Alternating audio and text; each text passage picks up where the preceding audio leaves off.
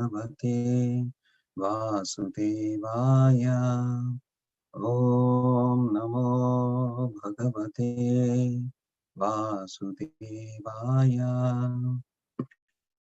So today we are reading from Srimad Bhagavatam, Canto 1, chapter number 10, verse number 27. Ahobata swarjaya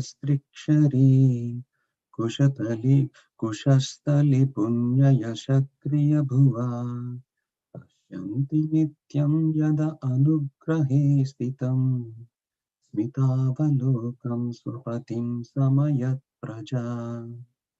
Ahobata swarayasastrishakkari kushatali punyaya shashribuva yashashkari bhuva pasyanti nityam yada anugrahe stitam smitavalokam swapatim soya praja.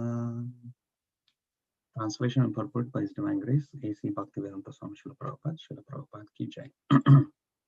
Translation.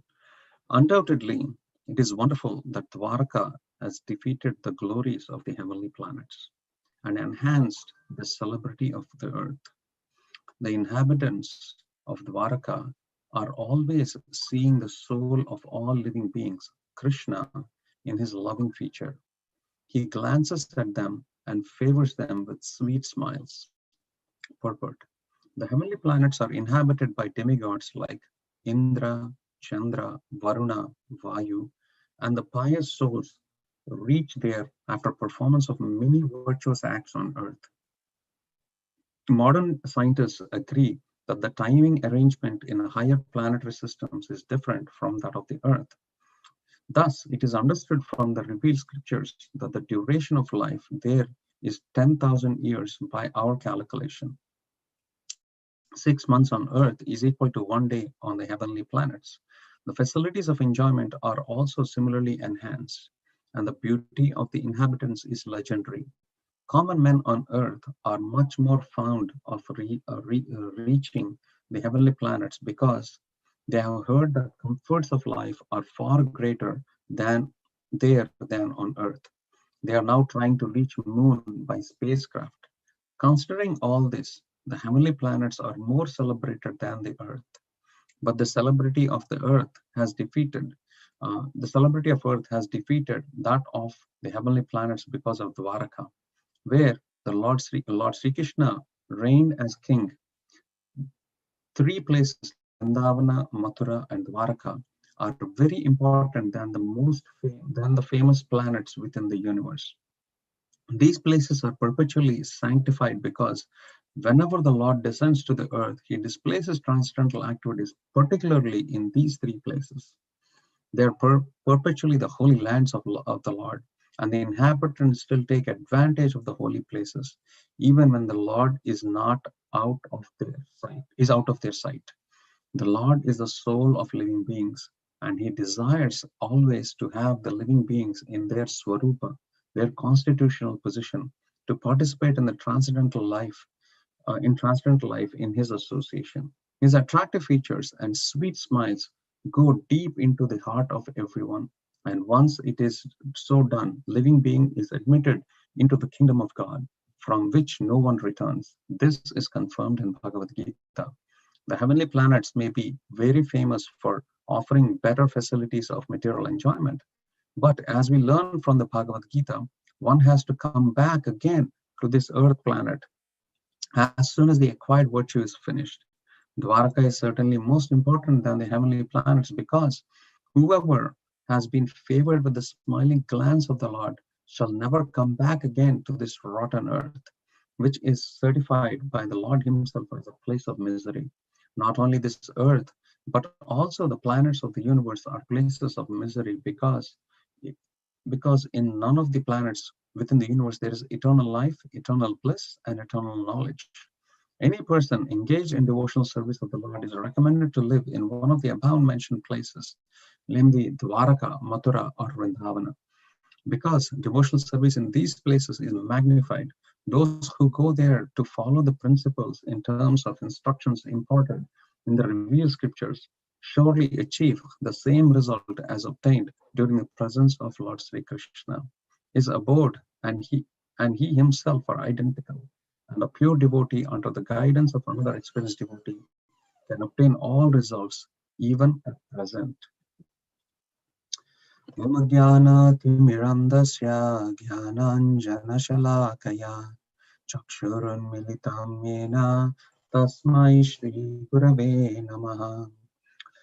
Namo Om Vishnupadaya Krishna Prasthaya Bhutale Srimati Bhakti Vedanta Swamin Iti Namine. Namaste Saraswati Deve Gauravani Pracharine Nirvisesha Shunyavadi Paschatya Deshatarine Vancha Kalpatarubhyascha Kripa Sindhubhya eva cha Patitanam Pavanebhyo Vaishnavebhyo Namo Namaha. Jaya Sri Krishna Chaitanya Prabhu Nityananda Shri Advaita Gadadhara Shivasadi Gaura Bhakta Vrinda. Hare Krishna, Krishna Krishna, Hare Hare, Hare Rama, Rama Rama, Hare Hare. Hare Krishna, welcome to everyone to Srimad Bhagavatam class today morning. So before I speak a few words on this wonderful topic of Srimad Bhagavatam, I'd like to seek the blessings of all the Vaishnavas.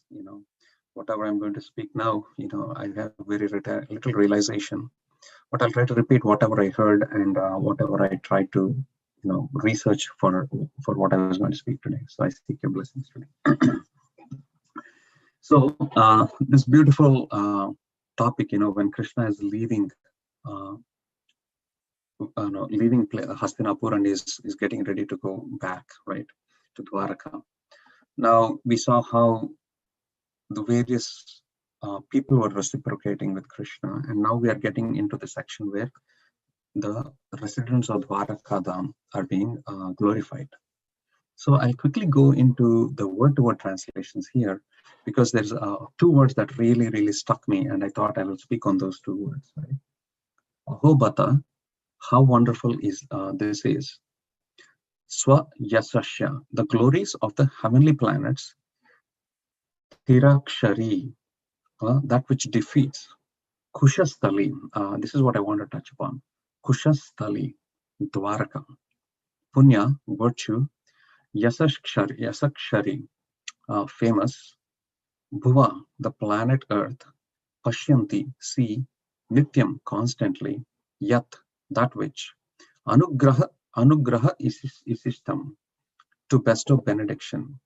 And then the next word I want to focus on is Smitavalokam. Smita Avalokam. The glance with the favor of sweet smiling. Swapatim, unto the soul of the living being Krishna. Sma, used to. Yat Praja, the inhabitants of the place. So, like I said, we'll start with the discussion of Kushastali or Dwaraka, the glories of Dwaraka. So yesterday we had a wonderful summarization by Sandhya Mataji. She spoke about the glories of Krishna, and then she spoke a little bit about Dwaraka, and then there was a nice discussion we had. So I thought I'll expand on it a little bit from yesterday. So if you look at the Krishna book, right, I'll quickly share my screen. This my Zoom tab is blocking it, so I'll have to rearrange my screen. If we go to the index of the Krishna book, chapter number 50, right? So what happens is, right now, Krishna performed his Kaumara, Pauganda, and Kaishura Leelas in Vrindavan. And then he makes move to Mathura, right? Krishna comes to Mathura, he kills Kuvalipida, the elephant, and then he kills Kamsa, eventually he kills Kamsa, right? So Kamsa had two wives.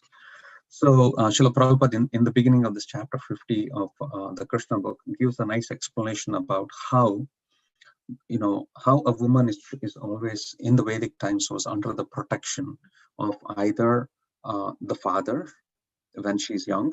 When she gets married, she's protected by the husband, and when she gets older, she's protected uh, by the sons. So what happened here is Kamsa did not have any sons. So the two wives or the widowers of Kamsa, they went back to their father's place so that they can be under the protection of their father because they don't have any male children. So when they went back, Jarasandha is the father of of the wife of Kamsa. So Jarasandha was very, very angry at Krishna because he killed his son-in-law. So Jarasandha decides to attack Mathura. So and there's a very beautiful description. If you get a chance, please read this chapter 15 of how Jarasandha accumulates his army. He has massive armies when compared to the army of Krishna. When you look at the material size of the army, right? So Jarasandha attacks Mathura, and then Krishna, right before he's about to attack, uh, a chariot comes from the sky, and that happens to be Balram. So Krishna and Balram together fight against Jarasandha, and then towards the end they defeat Jarasandha, and then once Jarasandha is defeated, what happens is Balram, he ties up Jarasandha and is about to kill him. Then Krishna says, just forgive him, let him go.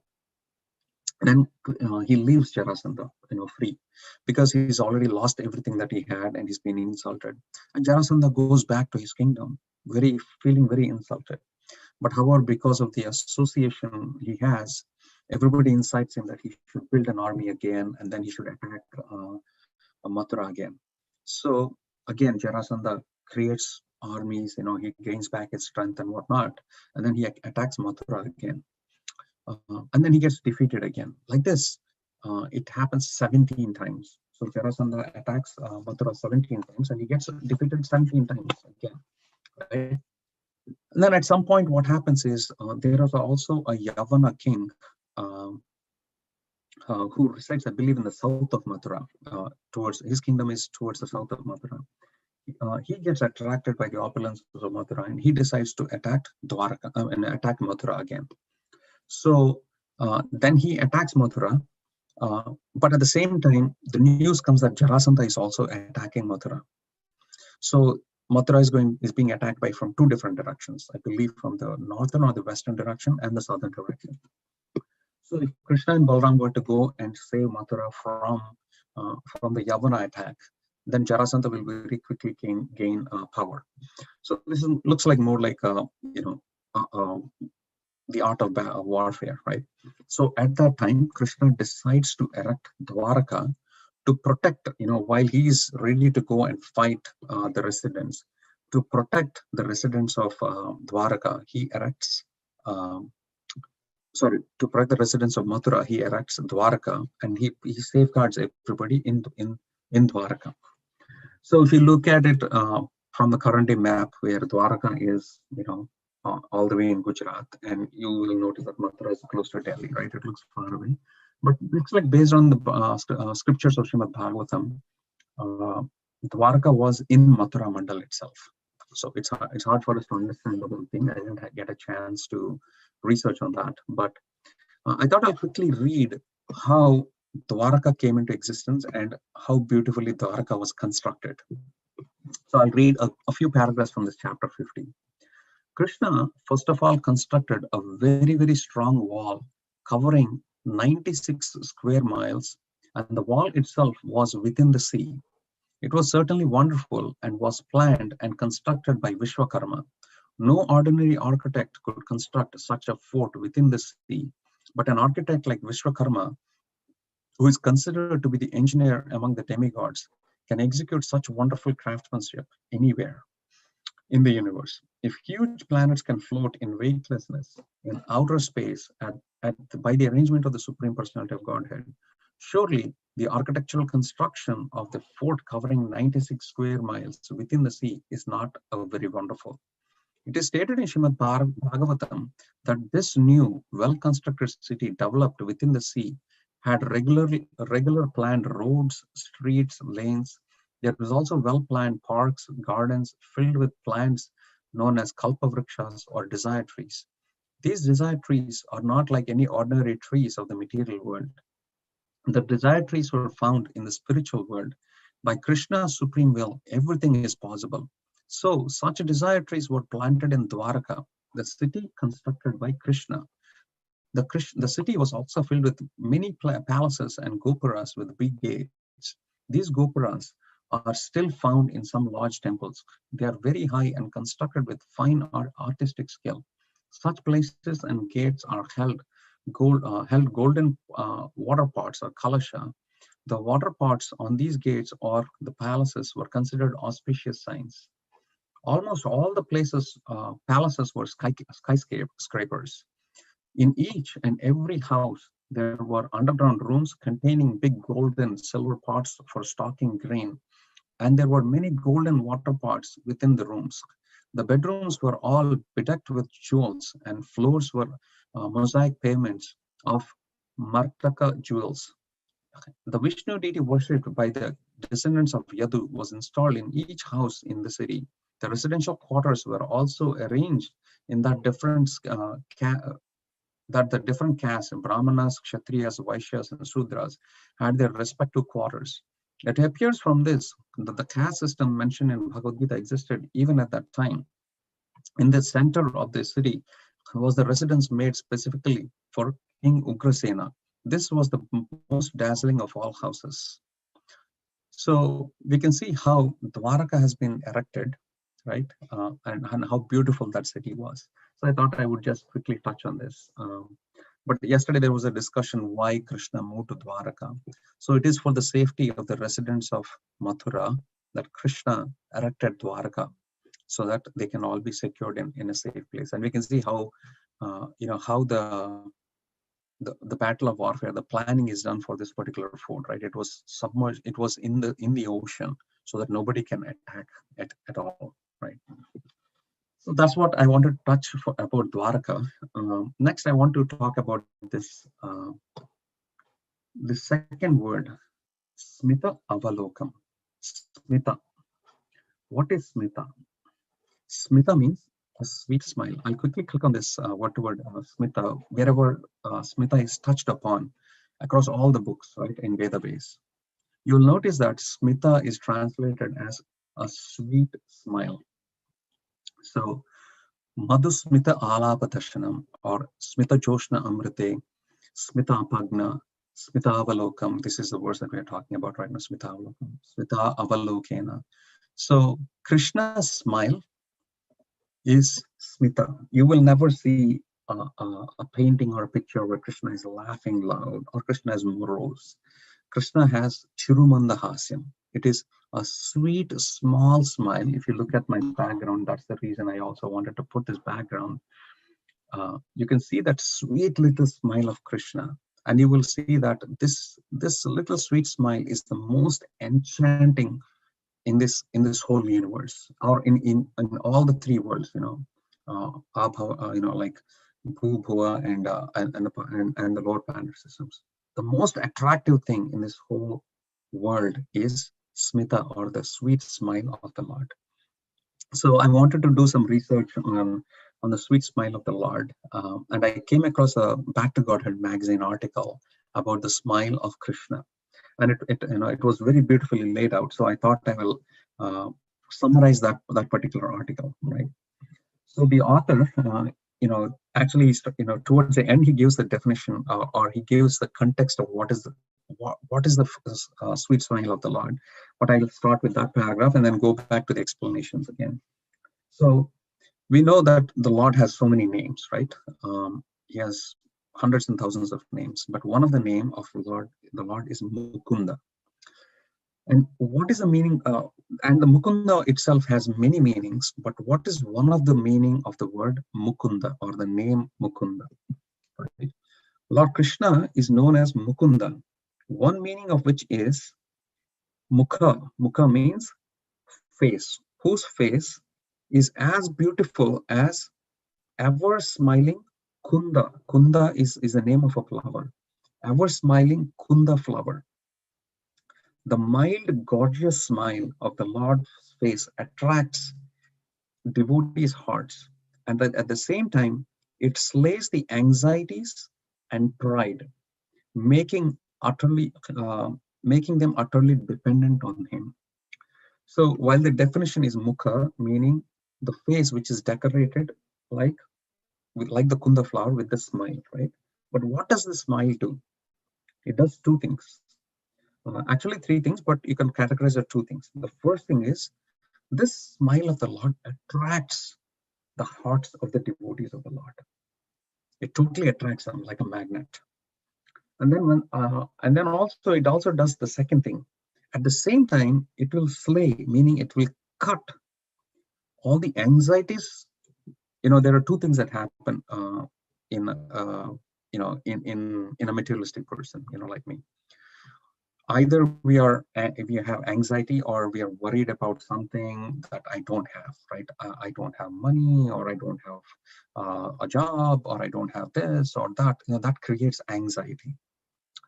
Now, if we have whatever we want, on the other side, say for example, if if I don't have money, I'm morose of money, and if I have money, I'm very proud that I have money. Same with power, right? You can talk about all the five things that Chaitanya Mahaprabhu talks: Dhanam, Janam, Sundaram, Kavitam. If somebody does not praise me, I'm in anxiety, or I'm worried, or I don't like the person. But the moment somebody praises us, Kavitam, we become pride, we become proud of it. Like Janam, Dhanam, if you don't have followers, you may be in anxiety. If you have followers, you become proud, right? But when you are attracted by the smile of Mukunda, what happens is both anxieties as well as any pride that we have is going to be cut through, basically like cutting off the head. Those two things will be cut off. That is the power of Mukunda's smile. More importantly, being by cutting, not only just getting rid of anxieties and cutting the pride. More importantly, we are attracted to the feature of the Supreme Personality of Godhead. So now I'll go back to the five things based on Srimad Bhagavatam, that the smile of the Lord, how it acts upon us, right? And the author very nicely laid it out in a acronym. We know the acronym, right? SMILE. The smile stands for SM. In the spelling of smile is SMILE. So he starts with S, right? What is one of the feature of the smile of the Supreme Lord? S, or the smile. The S stands for very satisfying. The smile of when we meditate on the smile of the Supreme Personality of Godhead, it is very satisfying. And then he shares basically from Srimad Bhagavatam, right? 2:28-33, right? Yeah. He says from Srimad Bhagavatam, where this verse says is, with devotion steeped in love and affection, the yogi should meditate within the core of his heart upon the laughter of the Lord Vishnu. So when you meditate on that laughter of Vishnu, and there's also a nice description of the laughter of Vishnu. The laughter of Vishnu is so captivating that it can be easily meditated upon. For example, sometimes it's hard for us to meditate on, even when we go in front of the deity form of the Lord, it's hard for us to focus. Our mind is so distracted. So that's where the acharyas give how we are supposed to slowly progress in taking darshan of the Lord. We take the darshan of the lotus feet of the Lord, then the lotus thighs, the lotus navel of the Lord, and then we all the way we go up, and then we cherish the Mukharavinda, or the beautiful face of the Lord. But then we are also asked to focus on the eyes of the Supreme Personality of Godhead, and also the sweet smile of the Supreme Personality of Godhead. And that is how we take darshan. And then it says it captivates the heart of the devotee, or the meditator on the Supreme Lord. And when the Supreme Lord is laughing, one can see his small teeth. That's why you see a small smile. But in this case, it's not smita. It is more of a laughter that's being described. But also often when we take the darshan of the deity form, it is a small, sweet smile where Krishna's the brim of the smile goes to one side, right? And then these small teeth resemble jasmine buds, rendered rosy by his lips. His lips are red and the jasmine buds are, his teeth are white, and that's how the comparison is. Once devoting his mind to this, the yogi will no longer, should no longer desire to see anything else. That is all we want, right? Now, for example, right, if you go to some great personality and you want to, you want to serve them or do something, right? In reciprocation, what do you get most of the time, right? And at least from Krishna or the spiritual master and everything, we should not be expecting anything like Dhanam, Janam, Sundarim, everything. All we should be expecting is one thing. By the little service that I performed, I just want to see a smile on the face of Krishna. I want to see the smile on the face of my spiritual master. I want to see the smile on the face of my authorities or my Siksha Gurus or whatnot. That is what our aspiration. When we do our services, we should not expecting anything in return. We should not expect glory. We should not expect anything. A small smile, and that is a practice for us, right? If we want to satisfy the Lord, if we expect something through our service, then the whole thing is nullified. It's a waste of our service. All we should expect is a small smile. That's it, and we should be completely satisfied with that one smile of the Supreme Lord. And then the author goes on to explain how that one smile of the Supreme Lord is very satisfying to us, right? When the Lord smiles at us, or when our authority or spiritual master, that should be very satisfying. Because the reason is, he says, in the beginning, he says, because we are spiritual in nature, we are individual souls, we are spiritual in nature, nothing in this material world can satisfy our heart. Anything in this material world cannot satisfy our heart. And Krishna says, he lists in Bhagavad Gita. In Bhagavad Gita, Lord Krishna lists satisfaction of the mind as one of the austerities in the mode of goodness. The more we try to find satisfaction in the objects of this world, our mind becomes more dissatisfied. So the more we find, even when we do our services, right? If we try to find satisfaction in glory or in somebody appreciating us or whatnot, we will get dissatisfied. One or two people may, let us say, even if 100 people glorify us, wow, great, you did such a great service, you gave us such a nice class or whatnot. But if one person corrects us, we become extremely dissatisfied. So our expectation should be I should just see a smile. That's it, nothing else. So that is S in the smile. Sorry, I'm taking a little more time, but I thought I'll share this nice article. And then we go to the next letter as M, right? The M, you can try to remember M as Krishna's smile is two things. It is mystical and it also has motherly affection. So the mystical nature of the smile of the Supreme Lord is explained here in the 8th chapter in the 1st canto itself. Earlier we saw when Kunti Devi recited some prayers for the pleasure of the Supreme Lord. How did the Supreme Lord reciprocate to Kunti Devi? He just smiled at her, right? So the words that was described here is, Sutta Goswami said, the Lord, thus hearing the prayers of Kunti Devi, composed in choice words for his glorification. How did he reciprocate? With a smile. He mildly smiled. The smile was enchanting as his mystic power. So often what we see is, we want to see Krishna in his mystical powers. We want something magical to happen. Krishna lifted Govardhan. Yes, that is magical. Krishna defeated the armies of Jarasandha. That's magical. Krishna killed Putana. That's magical. But you should understand, all those greater enchanting mystical pastimes are residing even in his own sweet smile, in that one smile of the Lord. That whole mystical power is in there. That's what Sutta Goswami is explaining. He's saying that he mildly smiled. That smile was enchanting as his mystical powers. So that's it can enchant our heart just like that, like all the other pastimes. That little smile of the Supreme Personality of Godhead. And also the second part, the motherly affection. The quote, and the author of this article, he narrates from one of the purposes of Srila Prabhupada, right? He says, but when the living entity wants to serve Krishna, the word Mayaya is in this verse quoted above, which refers to mystic power that bewilders the non-devotee, means affection.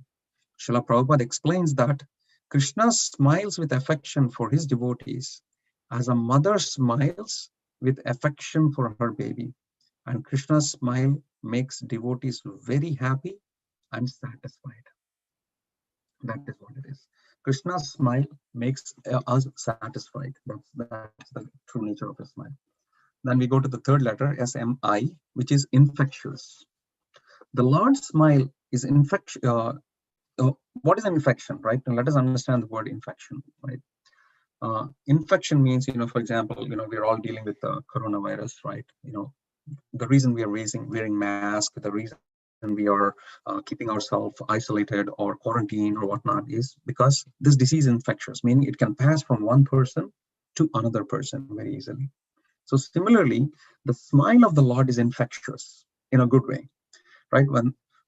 And that is very true, right? When we associate with somebody, with our friends or whatnot, if one is very happy, that mood can become very infectious. So similarly, the smile of Krishna is very infectious. But for example, right, in a material platform, if one was morose, it becomes, other person can become morose. And similarly, one is happy, you can make, that feeling of happiness is also infectious. But what is the nature of the infectious nature of Krishna's smile, right? The author is saying, he says, the Lord's smile infectually makes his devotees smile even amid the trying situations of life. So even when we are morose, that smile of the Lord will make us smile. That is the nature of the smile of the Supreme Personality of Godhead. So we see that, in Bhagavad Gita, in the first, pretty much in the first and the second chapters of Bhagavad Gita, when Arjuna is totally bewildered and he says, "I'm despondent, I'm confused." Then what does Krishna first do? He smiles at Arjuna. That smita, he gives that darshan of that smita in his face, right? That smile. So, and the author goes on to narrate about how, in Bhagavad Gita, Arjuna stands on the battlefield and sees his relatives armed and whatnot. In the Lord's prelude to his counsel, he smiles to show his compassion and to show that no problem is too big for him to solve. That is why Krishna is smiling. One may say, if somebody is in misery, and if you're smiling at them, that means you're heartless. But the reason why Krishna looked at Arjuna and smiled is he's saying to show his own compassion and say that there is no problem that is bigger than, there's no problem bigger for him to solve. So Krishna is assuring that he can solve that. And then the author goes on to say, meditation on examples like this can one help remember Lord's promise to his devotees and his inconceivable plan to bring us all closer to him, even in trying situations. So the reason is, when somebody smiles, there is sarcastic smile, and then there is actually genuine smile, right? But when the Lord smiles either sarcastically or genuinely, it is to attract us. So, for example, there's a nice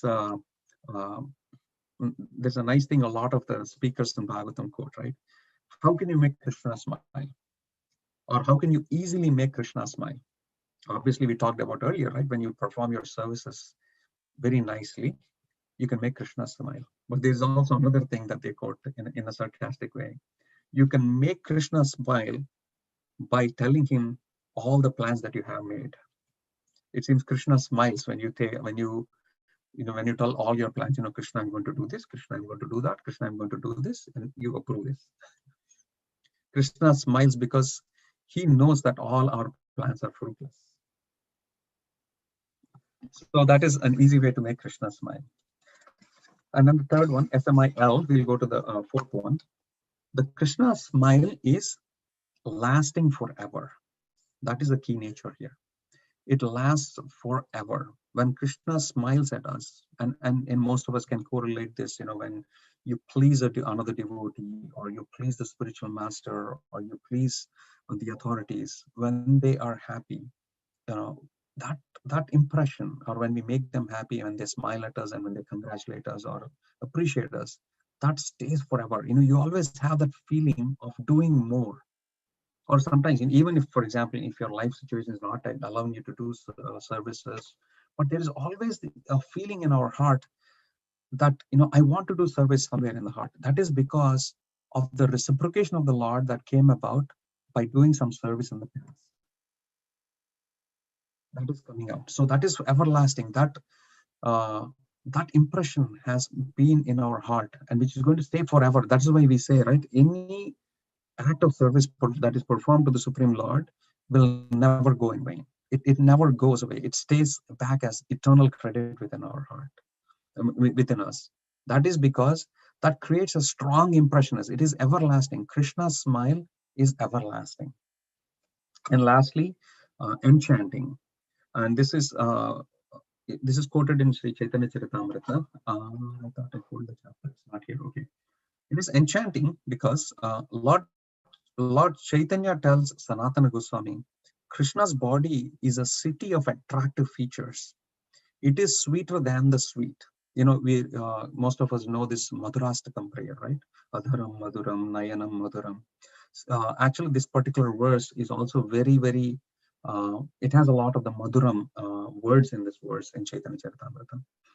And I will read the translation. Krishna's body is a city of attractive features, and it is sweeter than the sweet. His face, which is like the moon, is sweeter still. And the supremely sweet, gentle smile on the moon-like face is like the rays of moonshine. This supremely attractive smile enchants not only devotees, but even non-devotees. That sweet smile of the Lord. That's why we can see, right, when somebody comes in front of the deity form of the Lord, even if it's a devotee or a non-devotee, the moment they see the face of the Supreme Lord, it attracts them because of that beautiful smile.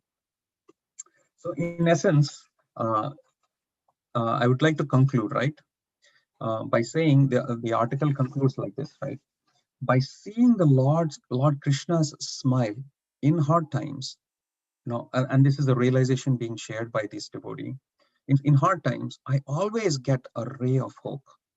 It strengthened my understanding that the Lord is eternal, I am eternal, our relationship is eternal, and nothing matters in this world beyond these realities. What are the three realities?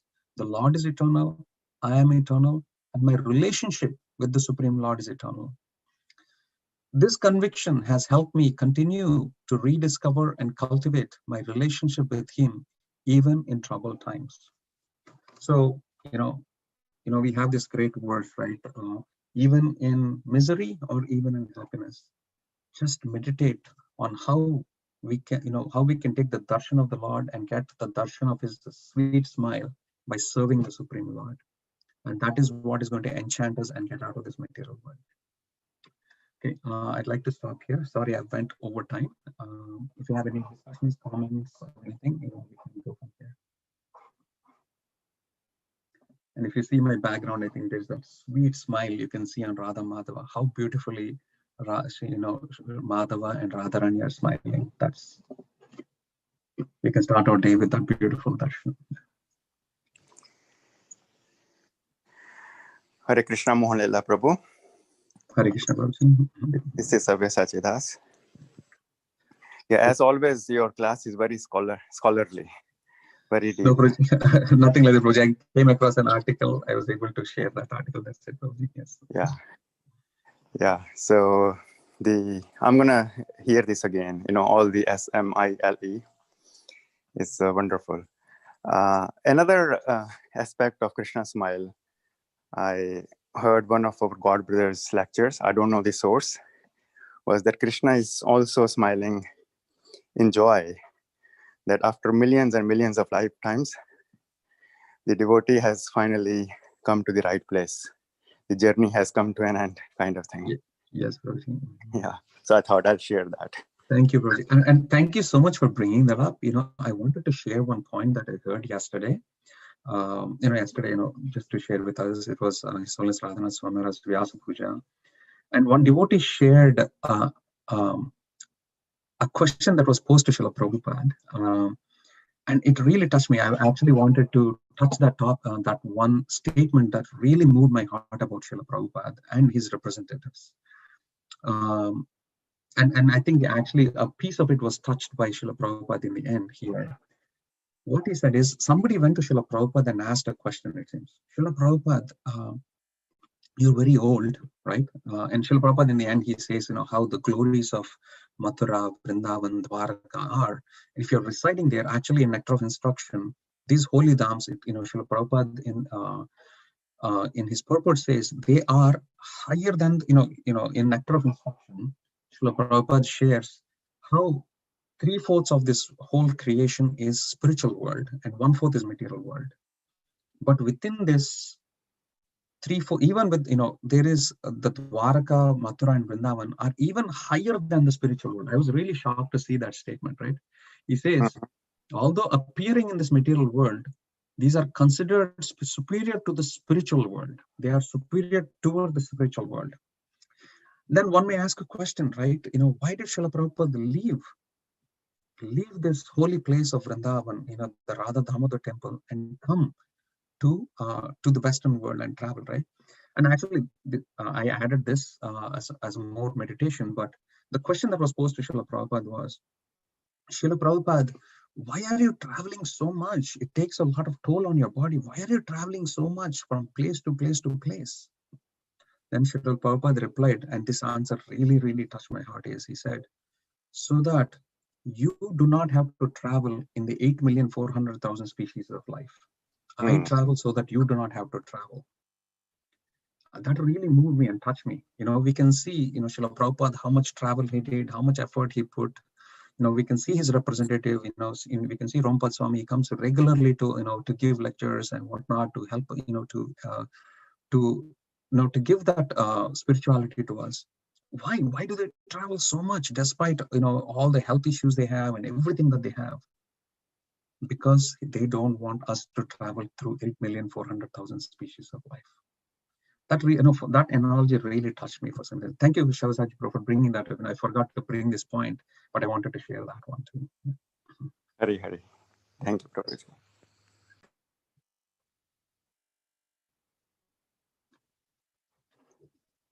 Any other question, Kona? Hare Krishna, Prabhu, please accept my humble obeisances.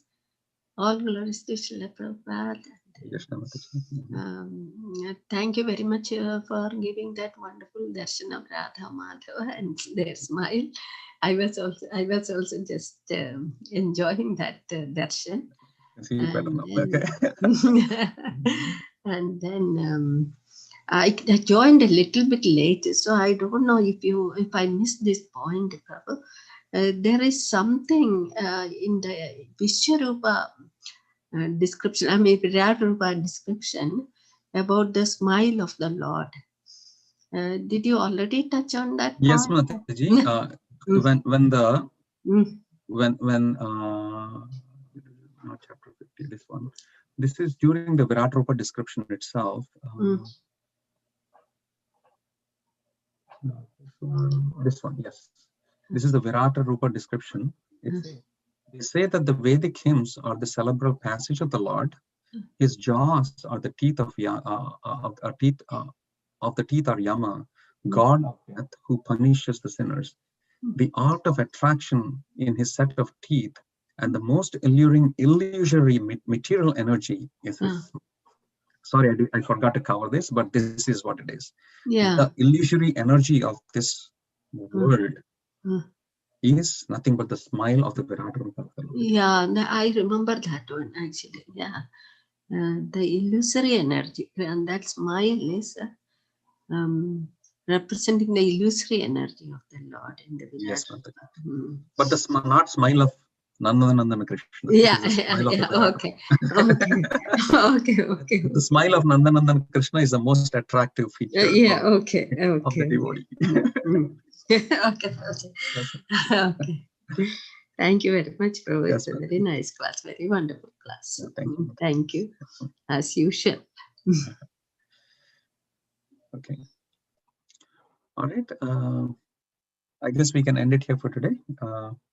Wish you all a very, very happy Krishna conscious day and the rest of the week. And we'll continue to have lectures by His Holiness Prabhupada Swami tomorrow, starting tomorrow morning again. Hope you can all join. Grandra Srimad Bhagavatam ki jai, Srila Prabhupada ki jai, Shri Radha Madhava ki jai.